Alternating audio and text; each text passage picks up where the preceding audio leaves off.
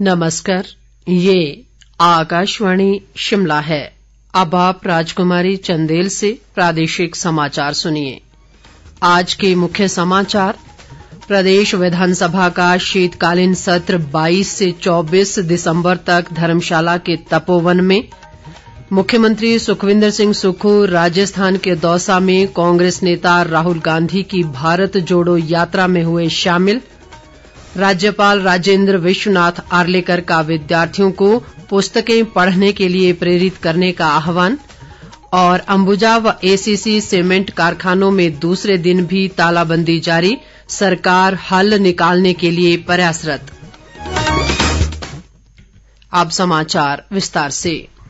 प्रदेश की 14वीं विधानसभा का पहला सत्र 22 दिसंबर से धर्मशाला के तपोवन में आयोजित किया जाएगा। ये 3 दिवसीय सत्र 22 से 24 दिसंबर तक आयोजित होगा। प्रदेश के राज्यपाल राजेंद्र विश्वनाथ आर्लेकर ने विधानसभा सत्र को लेकर आज अधिसूचना जारी कर दी। सत्र के पहले दिन प्रदेश के सभी नवनिर्वाचित विधायकों की शपथ होगी। विधानसभा के प्रोटेम स्पीकर चंद्र कुमार सभी नवनिर्वाचित विधायकों को पद व गोपनीयता की शपथ दिलाएंगे। 3 दिवसीय विधानसभा सत्र के दौरान विधानसभा अध्यक्ष और उपाध्यक्ष का चयन भी होगा। जानकारी के अनुसार प्रदेश मंत्रिमंडल का विस्तार विधानसभा सत्र के बाद होने की संभावना है। इस बीच 14वीं विधानसभा के इस पहले सत्र के हंगामेदार होने की संभावना है। प्रदेश की कांग्रेस सरकार ने पूर्व भाजपा सरकार के बीते लगभग 1 साल के फैसलों की पुनः समीक्षा के आदेश दिए हैं। भाजपा सरकार के इन आदेशों का विरोध कर रही है और इसे सरकार की बदले की भावना से की गई कार्रवाई बता रही है। ऐसे में भाजपा द्वारा इस मुद्दे पर सत्र के दौरान हंगामा तय माना जा रहा है। इस बीच मुख्यमंत्री का पदभार ग्रहण करने के बाद सुखविंदर सिंह सुक्खू पहली बार 21 दिसंबर को धर्मशाला पहुंचेंगे।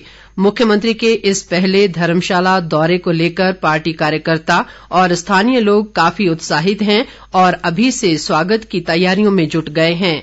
शाहपुर से पार्टी विधायक व संगठन महासचिव केवल सिंह पठानिया ने कहा कि मुख्यमंत्री का अभिनंदन समारोह जोरावर स्टेडियम में होगा। उन्होंने कहा कि अभिनंदन समारोह में जिले भर से पार्टी कार्यकर्ता और आम लोग जुटेंगे। मुख्यमंत्री सुखविंदर सिंह सुक्खू आज राजस्थान के दौसा में कांग्रेस नेता राहुल गांधी की भारत जोड़ो यात्रा के 100 दिन पूरा होने के अवसर पर यात्रा में शामिल हुए। मुख्यमंत्री लगभग 2 घंटे तक यात्रा में रहे। उन्होंने इस मौके पर कहा कि हिमाचल में कांग्रेस की सरकार बनना पार्टी के लिए उपलब्धि है। सुक्खू ने कहा कि हिमाचल हिमालय का ताज है और ताज अब कांग्रेस के पास है। उन्होंने कहा कि यहीं से अब कांग्रेस की नई शुरुआत पूरे देश में होने जा रही है। मुख्यमंत्री ने कहा कि प्रदेश की जनता ने जो विश्वास कांग्रेस में दिखाया है, पार्टी उस पर एकजुटता के साथ खरी उतरेगी। इसके अलावा उप मुख्यमंत्री मुकेश अग्निहोत्री, प्रदेश कांग्रेस अध्यक्ष प्रतिभा सिंह और प्रदेश विधानसभा के नवनिर्वाचित विधायक भी इस यात्रा में शामिल हुए। इससे पूर्व यात्रा में हिस्सा लेने के लिए प्रदेश के सभी कांग्रेस विधायक बस से अलवर जिला के दौसा पहुंचे। भारत जोड़ो यात्रा में भाग लेने के बाद मुख्यमंत्री आज दिल्ली लौट आए हैं। वे 17 व 18 दिसंबर को भी दिल्ली में रहेंगे और इस दौरान वे कांग्रेस हाईकमान के साथ प्रदेश मंत्रिमंडल के गठन को लेकर चर्चा करेंगे। प्रदेश भाजपा अध्यक्ष सुरेश कश्यप ने कहा है कि सुखविंदर सिंह सुक्खू का मुख्यमंत्री बनने पर ग्राफ जिस तेजी से ऊपर चढ़ा था, उसी तेजी से नीचे भी गिरता जा रहा है। सुरेश कश्यप ने आज शिमला में एक बयान में कहा कि कांग्रेस नेताओं ने चुनाव प्रचार के दौरान जोर शोर से वायदे किए थे और सरकार बनते ही इन्हें पूरे करने का आश्वासन दिया था, लेकिन अब हालत ये हो गई है कि मुख्यमंत्री सुखविंदर सिंह सुक्खू अपना मंत्रिमंडल ही तय नहीं कर पा रहे हैं। उन्होंने कहा कि प्रदेश की जनता मंत्रिमंडल का बेसब्री से इंतजार कर रही है, लेकिन मंत्रिमंडल का गठन होता नहीं दिखाई दे रहा है।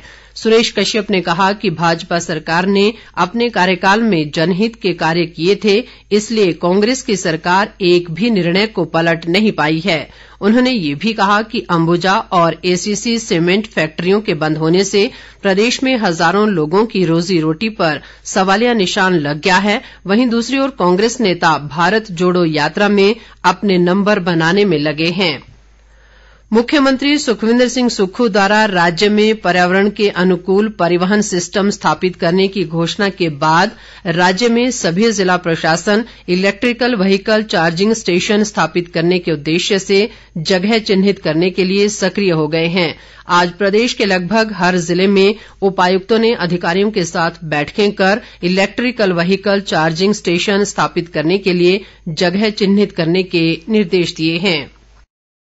राज्यपाल राजेंद्र विश्वनाथ आर्लेकर ने कहा है कि पुस्तकें ज्ञान और सृजन का आधार हैं और ये देश की समृद्ध सांस्कृतिक विरासत के साथ साथ कला व साहित्य को भावी पीढ़ियों तक पहुंचाने का सशक्त माध्यम भी हैं।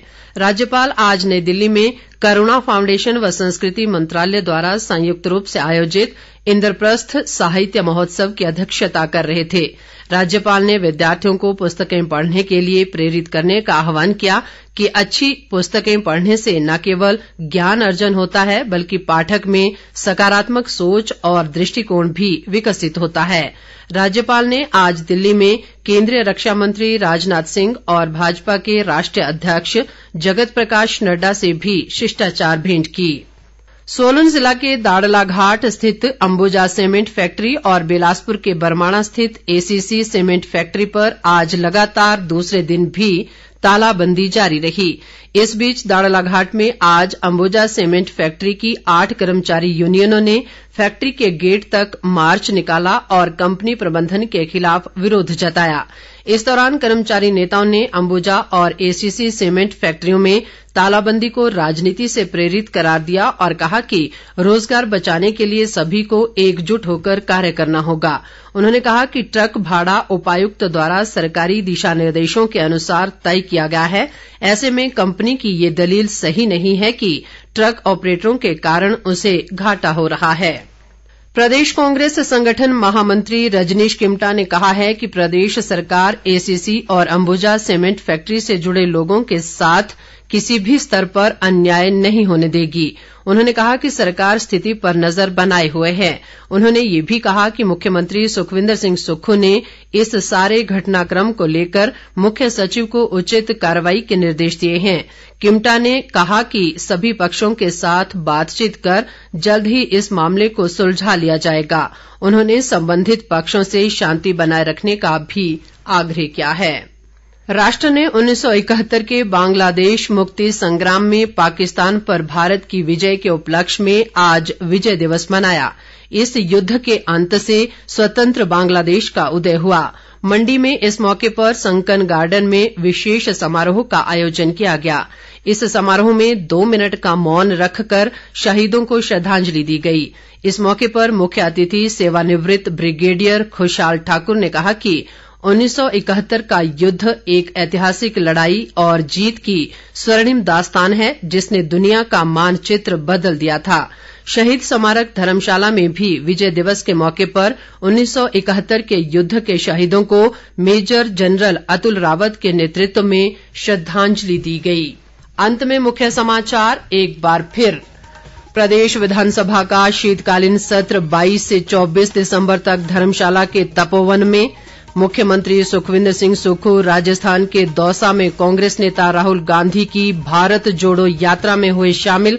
राज्यपाल राजेंद्र विश्वनाथ आर्लेकर का विद्यार्थियों को पुस्तकें पढ़ने के लिए प्रेरित करने का आह्वान। और अंबुजा व एसीसी सीमेंट कारखानों में दूसरे दिन भी तालाबंदी जारी, सरकार हल निकालने के लिए प्रयासरत। इसी के साथ ये समाचार बुलेटिन समाप्त हुआ। नमस्कार।